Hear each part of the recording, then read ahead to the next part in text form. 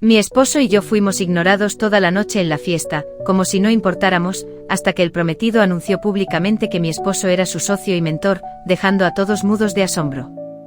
Desde niña, siempre supe que mi familia era diferente. No en el sentido bonito de la palabra, sino en esa mezcla tóxica de expectativas rotas, silencios incómodos y resentimientos que nadie se atreve a nombrar. Mi hermana mayor, Laura, había sido la estrella indiscutible desde que éramos pequeñas. Era la favorita de mis padres, la que tenía el don de manipular las situaciones con una sonrisa y un comentario ácido que cortaba más que un cuchillo. Yo, en cambio, me sentía como un borrón en el lienzo familiar, invisible o, peor aún, una molestia que ellos toleraban más por obligación que por cariño. Nuestros padres eran personas tradicionales, con ideas fijas sobre el éxito y la familia. Para ellos, la perfección pasaba por cumplir ciertos roles y expectativas sociales. Laura era la hija exitosa, inteligente y carismática. Yo era la que no terminaba de encajar, la que siempre parecía quedarse atrás. Esto alimentó una competencia silenciosa que duró años, una tensión soterrada que explotaba en pequeñas peleas y comentarios hirientes disfrazados de bromas. Las reuniones familiares eran un campo minado emocional. Nos sentábamos alrededor de la mesa y aunque parecíamos una familia unida, en realidad las palabras que no se decían pesaban más que las que sí. Laura se encargaba de recordarme con gestos o frases sutiles, que yo no estaba a su nivel. A veces mis propios padres se sumaban a esa dinámica sin siquiera darse cuenta, aplaudiendo los logros de Laura y minimizando los míos. Yo intentaba no darle importancia, pero cada desprecio calaba profundo y me hacía sentir menos, cuestionando mi valor y lugar en esa familia. Cuando conocí a Andrés, todo parecía cambiar. Él fue mi refugio, mi compañero, la persona que me veía con ojos sinceros y que me hacía sentir capaz y querida. Andrés no provenía de un mundo familiar perfecto, pero era un hombre fuerte, honesto y trabajador. Su humildad y dedicación me inspiraban, y juntos empezamos a construir una vida basada en la confianza y el respeto mutuo. Sin embargo, no todo era sencillo. A pesar de nuestro amor, la sombra de mi familia siempre estaba presente. Laura y su prometido, un joven empresario ambicioso, parecían hacer un pacto tácito para ignorarnos cada vez que asistíamos a eventos familiares o sociales. La indiferencia de ellos era un puñal que se clavaba con cada reunión, con cada mirada esquiva, con cada comentario sarcástico que hacía sobre Andrés, su supuesta sencillez o falta de ambición. Aquella noche, la fiesta de la empresa de su prometido, parecía la más reciente oportunidad para seguir demostrando nuestro lugar en esa familia. En el rincón, invisibles, relegados a la última fila, como si no existiéramos. Yo sentí el peso de cada mirada que evitaba cruzarse conmigo y el desprecio que se respiraba en el aire. Andrés, por su parte, mantenía la calma, aunque yo podía ver cómo apretaba los puños y forzaba una sonrisa para no perder la compostura. Mientras la música y las conversaciones llenaban el salón, yo me sumergía en un mar de recuerdos y heridas no sanadas. Recordaba las veces que Laura había menospreciado a Andrés frente a todos, sus comentarios crueles disfrazados de chistes que dejaban a mi esposo dolido y a mí impotente. Pensaba en mis padres, que parecían no ver nada de eso o que, peor aún, lo justificaban como dinámicas familiares normales. Lo que no sabía en ese momento y que nadie parecía sospechar, era que Andrés no era solo el empleado simple que todos creían. En realidad, él había trabajado en silencio con esfuerzo y estrategia, para convertirse en el socio y mentor del prometido de Laura, jugando un papel clave en el éxito y la expansión de esa empresa que mi familia admiraba pero nunca reconocía como parte de nuestra realidad. Aquella noche, mientras Laura disfrutaba de la atención y se pavoneaba con su prometido, yo sentía un nudo en la garganta. ¿Por qué ellos podían brillar y nosotros debíamos ser relegados al olvido? ¿Por qué el amor y el esfuerzo de Andrés eran ignorados y ridiculizados? Sentí que la toxicidad de esa familia, esas viejas heridas, estaban a punto de explotar en mi interior. Y explotaron. Pero la revelación que vendría después fue aún más poderosa. Lo que nadie esperaba ni imaginaba era que en medio de esa fiesta donde nos ignoraban, el prometido de Laura anunciaría en voz alta y para todos que Andrés era su socio, su mentor, la mente maestra detrás de su éxito, dejando a todos mudos de asombro y, especialmente a Laura, humillada frente a familiares y amigos. Ese momento fue el punto de quiebre. Fue la chispa que encendió un proceso doloroso pero necesario de confrontación, de poner límites y de aprender a elegir la paz sobre la obligación familiar. Fue la noche en que entendí que mi lugar no lo dictaría nadie más que yo, y que la verdad, por más incómoda que fuera, era el camino para sanar y crecer. Así comenzó la historia que estoy a punto de compartir. La historia de cómo la traición, la lucha y la valentía me llevaron a transformar una relación tóxica en un espacio donde el respeto y la autenticidad finalmente encontraron lugar. Nunca pensé que la traición pudiera doler tanto, especialmente cuando viene de alguien tan cercano, de quien crees que te conoce, que te ama, que te respeta. Pero la realidad fue cruel y fría. La traición no siempre tiene la forma de una gran traición épica, a veces es un cuchillo que se clava despacio, con palabras, gestos y silencios calculados. Todo comenzó semanas antes de aquella fiesta que cambiaría nuestras vidas. Mi hermana, Laura, que siempre había mirado a Andrés con desdén, empezó a mostrar una hostilidad más abierta, un desprecio que yo no había visto tan evidente antes. No solo era el sarcasmo, las pequeñas indirectas o los comentarios punzantes en voz baja, sino que también empezó a hacerle boicot en cosas cotidianas, menospreciarlo frente a los demás, cuestionar su inteligencia, su capacidad y hasta su lugar en nuestra familia. Pero la peor traición no fue solo hacia Andrés, sino hacia mí. Fue en una conversación que escuché sin querer, una de esas conversaciones a escondidas que nunca se deberían oír, pero que revelan la verdad que los demás prefieren ocultar. Laura hablaba con su prometido, y lo que oí fue como un balde de agua fría. Estaban conspirando para minimizar la presencia de Andrés en la empresa familiar, desprestigiándolo ante todos para mantener el control y la influencia. Sentí que el mundo se me venía abajo. No solo porque estaban hablando de mi esposo como si fuera un simple obstáculo o una amenaza, sino porque también estaban excluyéndome a mí, como si no formara parte de sus planes, como si nuestra relación fuera un error o una molestia. Era como si me dijeran, sin palabras, que no tenía derecho a estar allí, ni en sus vidas ni en su negocio. La mezcla de rabia, tristeza y decepción me invadió de golpe. ¿Cómo podía alguien que se supone que es tu hermana actuar así? ¿Cómo podían planear a mis espaldas, sin respeto ni consideración, algo que afectaba a la persona que amo y a mí? En ese momento sentí que todo el cariño, las promesas de familia, las supuestas lealtades, eran solo una fachada, una máscara que caía y mostraba la verdadera cara, la del egoísmo, la manipulación y la traición. Lo peor fue el silencio que siguió a ese descubrimiento.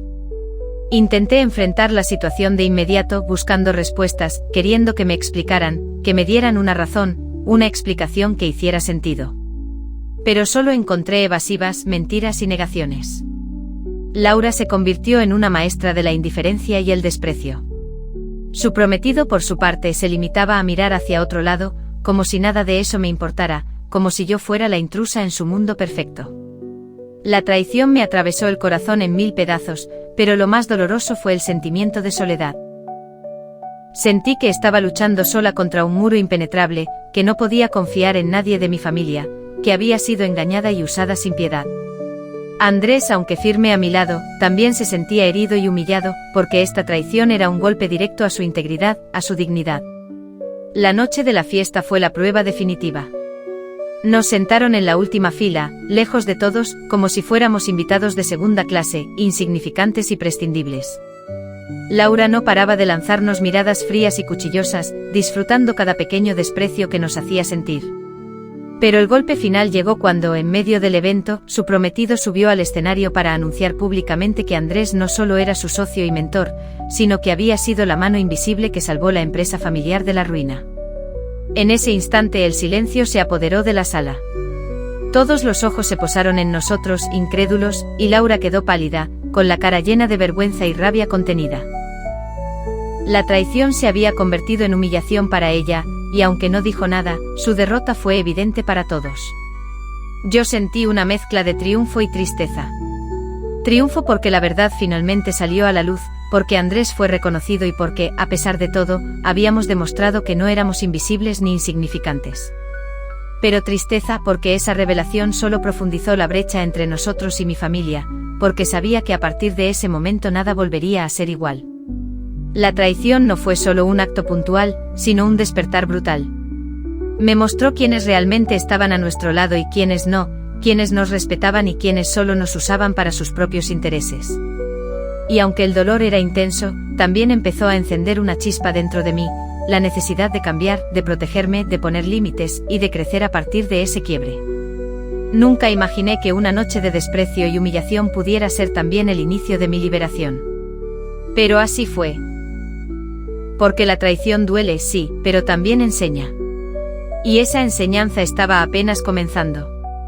Después de aquella noche en la fiesta, donde la traición quedó al descubierto y la humillación de mi hermana fue evidente para todos, algo dentro de mí empezó a cambiar. No fue un cambio inmediato ni dramático, sino un proceso lento y doloroso de reconocer que no podía seguir viviendo atrapada en esa dinámica tóxica que me consumía. Había llegado a mi punto de quiebre.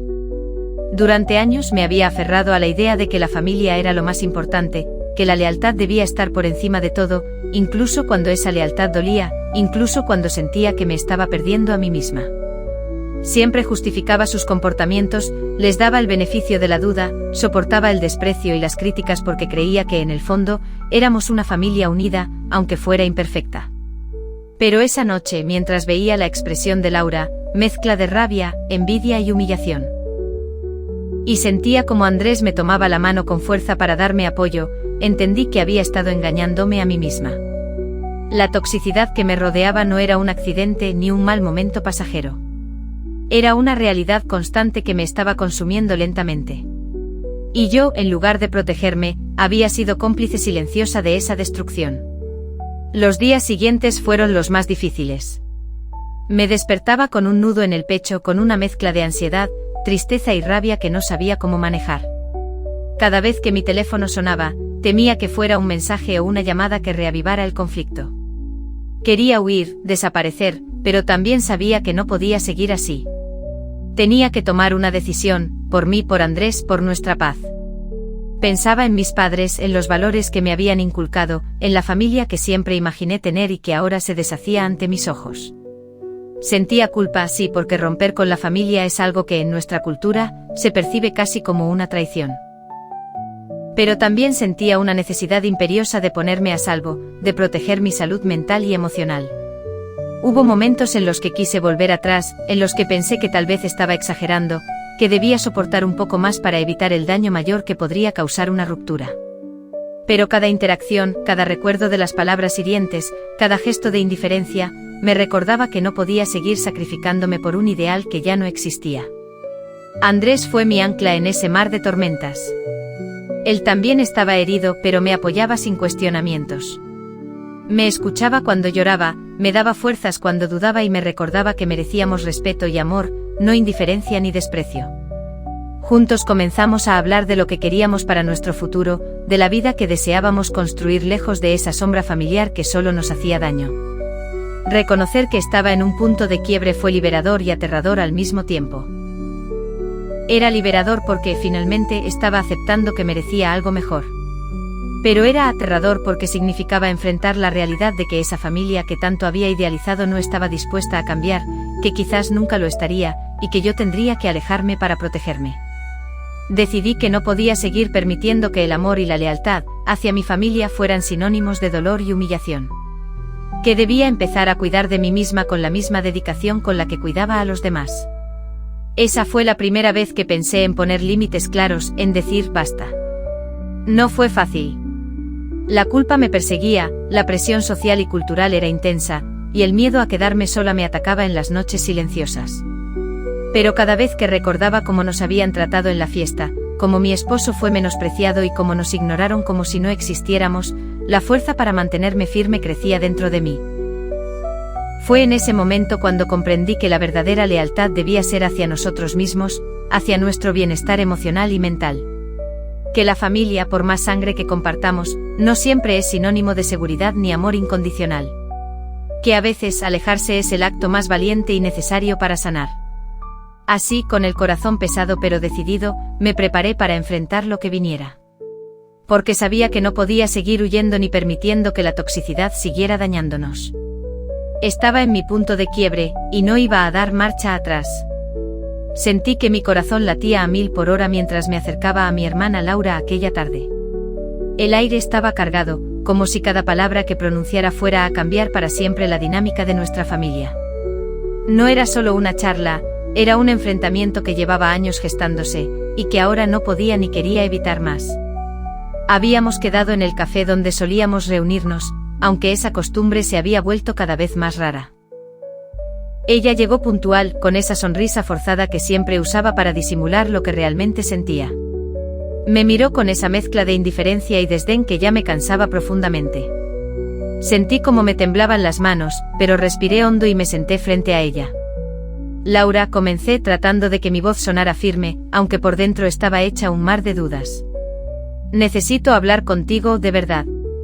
No puedo seguir callando lo que siento. Ella arqueó una ceja, la típica reacción de quien se cree superior, pero no dije nada. Dejé que el silencio pesara un poco más. Sabía que si ella me interrumpía, todo se desmoronaría. ¿Sabes por qué te ignoré y menosprecié a ti y a Andrés? La pregunté mirando directo a sus ojos. No fue solo por orgullo o envidia. Fue porque me sentí amenazada, y eso duele más de lo que quieres admitir. Laura frunció el ceño, y por un segundo creí ver un atisbo de vulnerabilidad, pero rápidamente volvió a levantar la guardia. ¿Amenazada?, dijo con sarcasmo. ¿Por qué debería sentirme amenazada por alguien que, en mi opinión, no es más que un simple empleado? Esa frase fue como un puñal. No solo porque negaba la verdad sobre Andrés, sino porque mostraba todo el desprecio acumulado. Pero ya no estaba dispuesta a seguir siendo víctima silenciosa. Andrés no es solo un empleado, Laura, respondí con la voz más firme que pude. Él es el socio y mentor de tu prometido, el inversionista que ha salvado y hecho crecer la empresa familiar. ¿Sabes cuánto dolor y humillación hemos soportado por tu ignorancia y prejuicio? Ella me miró y en sus ojos vi el choque y la confusión. Por primera vez parecía reconocer que había subestimado a alguien que no merecía su desprecio. ¿Y por qué no me lo dijiste antes?, preguntó con un tono que oscilaba entre la incredulidad y el arrepentimiento. Porque no se trata solo de Andrés ni de negocios.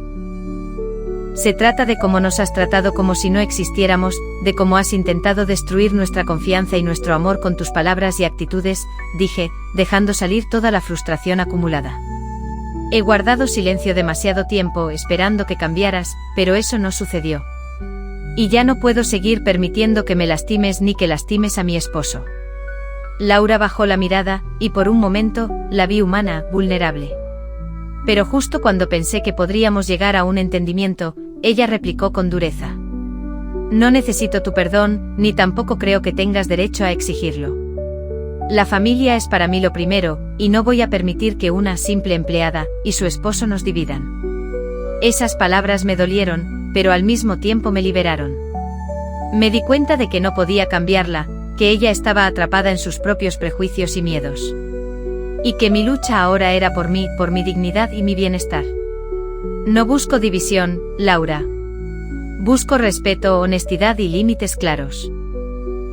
No somos enemigos, pero tampoco podemos seguir fingiendo que todo está bien cuando no lo está, respondí con calma, aunque mi voz temblaba por la emoción. La conversación continuó con momentos de tensión, lágrimas y silencios incómodos. Hablamos de todo lo que habíamos callado, las críticas veladas, los desprecios, las expectativas rotas. Fue doloroso, sí, pero también necesario. Porque solo enfrentando la verdad podíamos romper ese ciclo tóxico que nos había mantenido atrapados. En un momento ella me acusó de querer separarnos de la familia, de buscar pelea, y sentí la necesidad de aclarar algo que hasta entonces había guardado para mí. No quiero pelear, Laura. Solo quiero vivir en paz, sin sentir que tengo que pelear por mi lugar o el de Andrés, dije con lágrimas en los ojos.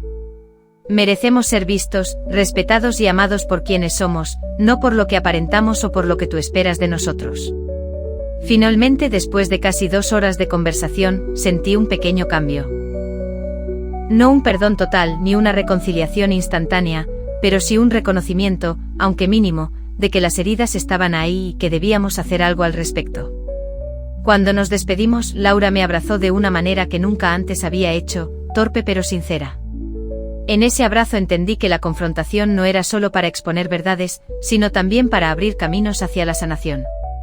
Salí de ese encuentro con el corazón pesado, pero también con una extraña sensación de alivio. Había dicho mi verdad, me había defendido y sobre todo, había dejado claro que ya no iba a permitir que nadie me pisoteara ni a mí ni a mi esposo. Ese día comprendí que enfrentar la verdad no siempre trae consuelo inmediato, pero es el primer paso para liberarse de la toxicidad y comenzar a sanar. Después de aquella confrontación tan intensa con Laura, supe que no bastaba con hablar, necesitaba actuar para proteger mi bienestar y el de Andrés. Era hora de establecer límites claros, esos que había evitado por miedo a perder a mi familia. La primera barrera que levanté fue emocional. Decidí que no iba a permitirme ser víctima de sus menosprecios ni de sus palabras hirientes. Cada vez que mi hermana lanzaba una crítica o un comentario sarcástico, respiraba hondo y recordaba que sus juicios no definían ni a mí ni a mi esposo. Era difícil porque durante años había interiorizado ese desprecio, dejando que minara mi autoestima poco a poco. Pero ya no más.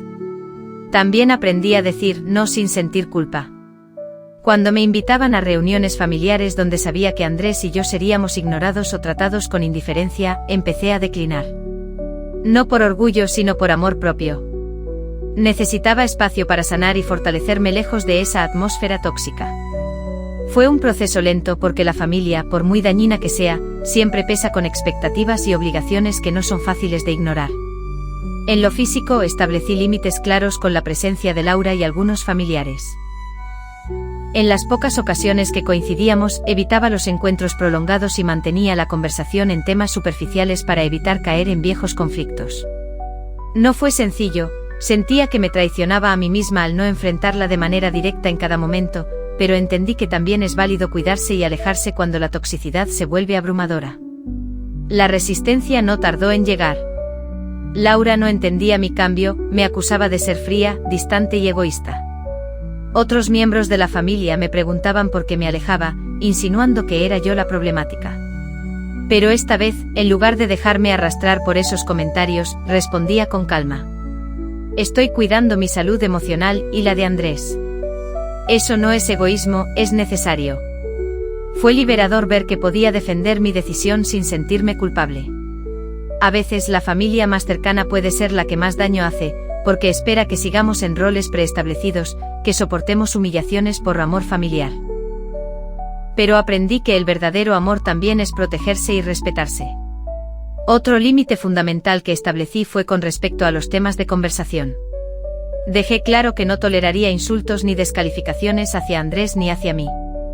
Si alguien comenzaba a hablar con desprecio, simplemente me retiraba de la conversación o del lugar. Este acto pequeño pero poderoso me ayudó a recuperar el control sobre mi entorno y a reforzar mi dignidad. En este camino de límites, el apoyo de Andrés fue clave. Él estuvo a mi lado en cada decisión, reforzando mi valor y recordándome que no estaba sola. Juntos construimos una burbuja protectora que nos permitió crecer y fortalecernos, lejos de la toxicidad familiar. Establecer estos límites fue una batalla interna y externa. Hubo días de dudas, lágrimas y sensación de soledad. Pero también momentos de orgullo y satisfacción al ver que por primera vez, nos estábamos respetando y priorizando. Con el tiempo esas barreras se convirtieron en puentes hacia una relación más sana, aunque todavía imperfecta.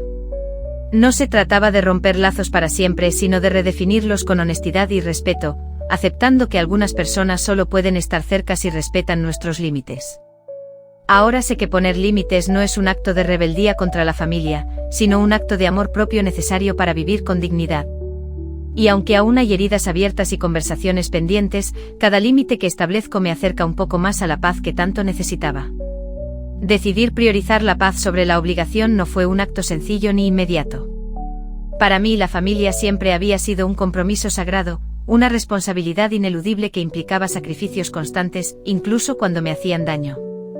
Pero llegó un momento en que esa obligación se convirtió en una jaula, en una fuente de ansiedad y tristeza que ya no podía soportar. Después de establecer límites firmes, comprendí que proteger mi bienestar y el de Andrés implicaba tomar decisiones difíciles, incluso si eso significaba decepcionar a quienes esperaban que siguiera siendo la hija o la hermana complaciente. La presión social, los reproches disfrazados de preocupación y el miedo al rechazo me atormentaban, pero poco a poco aprendí a escuchar mi voz interior. Elegir la paz significaba renunciar a la idea de una familia perfecta o idealizada. Era aceptar que algunos vínculos eran tóxicos y que mantenerlos sin cambio solo prolongaría mi sufrimiento. No se trataba de abandonar a mi familia, sino de encontrar un equilibrio donde el amor propio tuviera el mismo peso que la lealtad familiar. Esta elección también me llevó a redefinir mi identidad. Durante años me había definido en función de lo que otros esperaban, la hija obediente, la hermana conciliadora, la esposa que debía soportar en silencio. Pero ahora veía que para ser verdaderamente yo, tenía que romper con esos roles impuestos y construir mi camino con autenticidad y respeto hacia mí misma. Elegir la paz me dio la libertad de construir relaciones más saludables, basadas en el respeto mutuo y la comprensión, no en la obligación ni la culpa. Con Andrés, por ejemplo, nuestra relación se fortaleció porque ya no nos veíamos atrapados en un entramado de expectativas familiares, sino como compañeros que eligen apoyarse y cuidarse mutuamente. Esta decisión también abrió espacio para nuevas amistades y conexiones que enriquecieron mi vida y me mostraron que la familia no siempre es sinónimo de sangre, sino de amor y apoyo genuino, donde quiera que se encuentre. Sin embargo, no puedo negar que el camino estuvo lleno de incertidumbre y dolor. Hubo momentos en que la culpa me embargaba, y sentía que estaba traicionando a mi sangre. Pero aprendí que la culpa es un mecanismo que muchas veces nos impide crecer y sanar. La verdadera valentía está en romper ciclos dañinos y construir una vida donde la paz interior sea la prioridad. Elegir la paz sobre la obligación también me hizo más consciente de mi propio valor y límites. Ya no aceptaba situaciones ni personas que minaran mi energía o me hicieran sentir menos. Esta conciencia me dio una fuerza interior que jamás imaginé tener, y me permitió enfrentar con serenidad las críticas y el rechazo. Al final, esta elección no solo cambió mi relación con mi familia, sino que transformó mi relación conmigo misma. Me enseñó que merezco respeto, amor y tranquilidad, y que esos no son privilegios, sino derechos fundamentales. Hoy, miro atrás y reconozco que elegir la paz fue un acto de amor profundo hacia mí, y hacia quienes realmente me valoran. Aunque la familia no cambió por completo, yo sí. Y eso, más que cualquier otro logro, es lo que me da esperanza y fortaleza para seguir adelante. Después de tomar la decisión más difícil de mi vida. Ponerme a mí misma y a mi esposo antes que las expectativas y obligaciones familiares, la calma que finalmente sentí fue como respirar aire fresco después de una tormenta larga y agotadora. No fue un proceso inmediato ni lineal, la herida de la traición y los años de toxicidad dejaron cicatrices profundas que tardaron en sanar. Pero poco a poco, con cada día que pasaba, fui reconstruyendo no solo mi relación conmigo misma, sino también mi manera de entender lo que significa la familia y el amor. El primer cambio palpable fue en mi paz interior. Antes, cada llamada familiar, cada invitación o incluso los simples mensajes podían disparar ansiedad, miedo o tristeza. Ahora, esos mismos momentos los recibía con distancia, con la firme convicción de que podía decidir hasta dónde quería involucrarme. Entendí que la familia no es un contrato inquebrantable que obliga a soportar humillaciones o traiciones, sino un vínculo que debe nutrirse con respeto y cuidado mutuo. También descubrí que poner límites no solo me protegía, sino que también me daba espacio para crecer.